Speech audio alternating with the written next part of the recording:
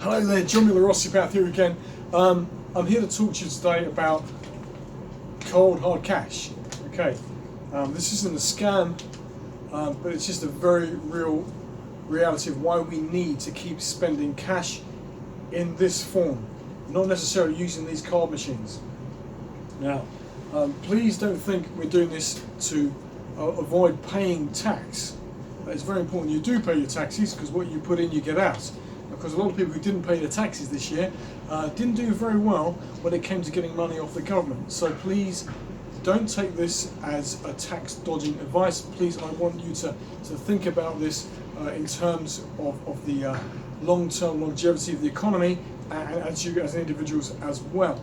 So I'd advise for anyone in a self-employed position, please tell your clients you take cash, because lots of people have still got cash sitting around that they can't spend because wherever they go, they're told you have to pay by card. Now, why are we not allowed to have cash? The thought is, of course, that you're transferring something that's in your hand to somebody else, and if you've got COVID, that person is going to end up catching COVID potentially from the money as it gets passed around the system.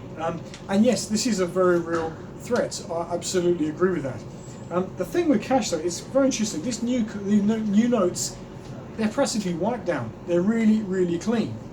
And the other thing is, how long have you had those notes in your wallets or whatever? People carry cash for quite a long time normally, but that doesn't get spent. It's not that it goes back and forth all the time. So I think that the chance that actually someone is going to have something and pass on to someone is quite remote. Now, conversely, of course, these card machines. Now, sure, if you're paying under £45 for something, you can just touch and that's it, easy. But what if you're paying for something more expensive? What if you're going shopping and you're spending £100 plus on your food shopping, as we often do, especially if you've got a big family? You've got to press some buttons. Now the thing is, you go into the supermarket, how many people have been using that card machine before you? Do they wipe those card machines down?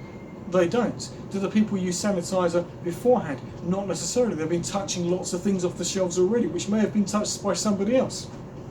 In particular, there's the button, the accept button. Everyone presses that button.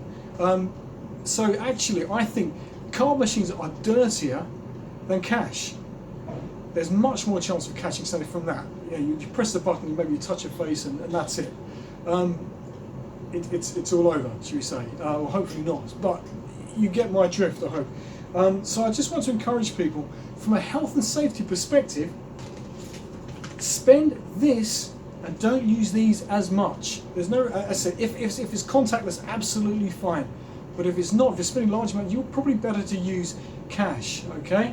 And there's one more thing to this. Now, I don't want to sound like some kind of conspiracy theorist, but if you remember going back to the 2008 banking crisis, Northern Rock went down and people queuing outside the banks to take their money out. Now, in a cashless society, it's going to be a little bit harder to withdraw your money. So just think about that. How do you buy and sell if everything's done electronically and you can't actually access your bank account because the banks have frozen them? If the only place you can store money is literally in the bank. If you don't have anything to hand, what do you do? How do you live? How do you get by? You can't. You're at the mercy of the government, if the government has money to hand out. And the way things are going right now, there isn't so much money to hand out. Or there may not be in the future anyway. So I encourage people to have a little bit of cash, put it away somewhere secure that you can access. The other thing is, of course, I related a story about a friend of mine called Klaus. He's German, and about 15 years ago, he left Germany with his family. He was a homeschooler, so he didn't believe necessarily in letting the state bring up his children. Now, of course, it's up to you where you stand on that one, whether you think that's right or wrong. But the German government brought in a law that had never been rescinded, that the Nazis created, so that they said children have to go to school because we want to indoctrinate them in our fascist ideology. Okay? Now, without sounding like a complete raving lunatic, we don't want that, do we? We want freedom of choice. So if you want to educate your children at home, then that's up to you. That's absolutely fine. Why should the state be pushing their agenda on you? But needless to say, what happened to Klaus was that his children were taken away from him because he refused to stop homeschooling. And then on top of that, his bank account was frozen, causing a bit of a problem. Now, thankfully, of course, he had some cash, so he was able to spend money. What he did was he was still able to see his children at the weekends. So him and his wife, they went to pick their children up one day, and they got in their car and they drove from Germany to the UK to escape the German government. I mean, this is in the mid 2000s. It sounds very Orwellian. Who would believe that something like that could happen in this day and age? But it did, and does. And there's still a German community now on the Isle of Wight, small numbers of people, but they're homeschoolers who've escaped Germany. They're essentially asylum seekers. It's absolutely crazy to think that would be. Now the thing is, if he didn't have access to any cash, how would he have got by? He would have had to comply with what the government has said. And now I'm all for obeying laws, but sometimes some laws are wrong.